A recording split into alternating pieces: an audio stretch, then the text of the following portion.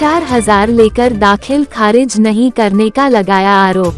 मामला खटीमा तहसील का है, जहां मझोला निवासी मनीष कुमार नाम के व्यक्ति ने एक व्यक्ति पर आरोप लगाया कि उसने दाखिल खारिज के नाम पर 4,000 रुपए लिए और लगभग 1 वर्ष से बीत चुका है, लेकिन अभी तक उसकी दाखिल खारिज नहीं हुई है और उससे और रुपए मांगे जा रहे हैं। वहीं सरदार राजपाल सिंह किसान आयोग उपाध्यक्ष के हस्तक्षेप के बाद उप जिलाधिकारी खटीमा ने तुरंत दाखिल खारिज करने के निर्देश दिए।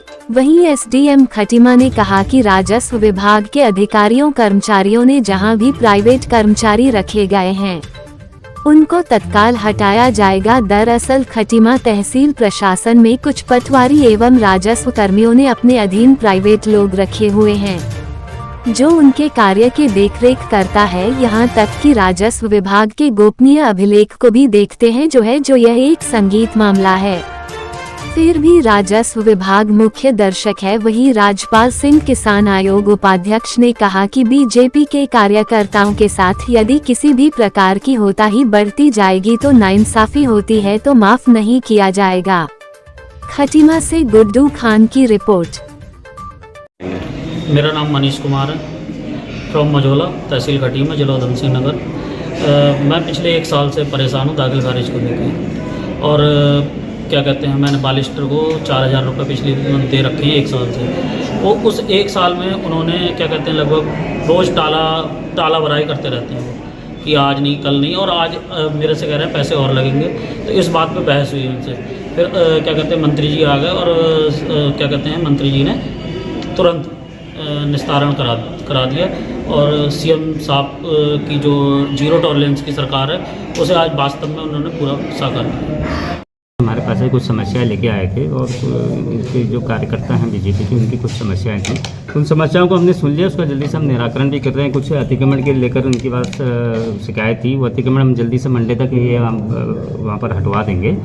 और सारा चीज़ ठीक है, मंत्री जी को समझ भी गए, वो मान रहे हैं कि भाई यहाँ तहसील में अच्छा कार्य हो रहा है। उन्होंने इनसे लिए। पहली बात तो ये कि प्राइवेट कर्मचारी प्राइवेट आदमी जो भी है उसके आपको लोगों को मिलना ही नहीं चाहिए, आम जनता को। सीधे हम यहाँ पर, मैं एसडीएम बैठा हूँ, तहसीलदार साहब बैठे हैं, इनके साथ सीधे आए। अगर ऐसा कोई व्यक्ति ले रहा है तो उसके खिलाफ हम कार्रवाई भी करेंगे। मैं ये इंश्योर करूँगा कि हमारे ऑफिस में कोई भी प्राइवेट आदमी अंदर ना आए। सर आप और ये सप्लाई दफ्तर में भी जहाँ पर भी जितने भी हमारे यहाँ पर पटल है, वहाँ पर कोई भी प्राइवेट आदमी की एंट्री नहीं होगी। सर पिछले 1 साल आ जाना चाहिए था, आज तो उनका हो भी गया शायद कार्य।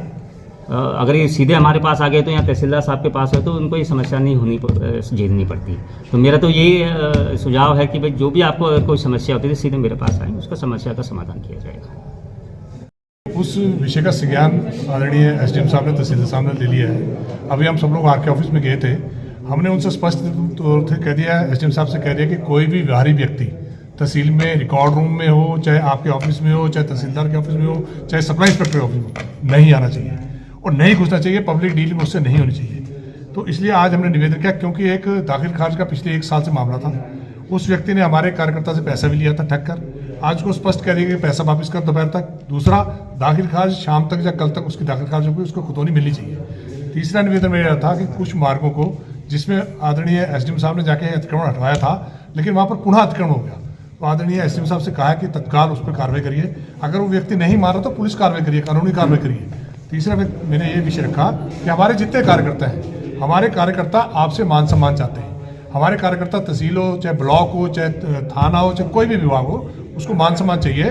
वो आए, कम से कम अधिकारी काम नहीं कर सकता लेकिन प्यार से तो बोले, उनसे उनका मान सम्मान तो कर ले। अगर हमारे कार्यकर्ता आकर बोलता कि मैं बूथ का अध्यक्ष हूँ, तो कार्यकर्ता वो अधिकारी या कर्मचारी बोलता जा अपना काम कर। मैंने आपसे निवेदन किया कि ये स्थिति को ठीक करिए।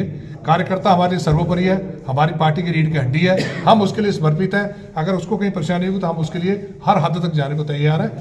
ये विषय हमने अधिकारियों के समक्ष रखे।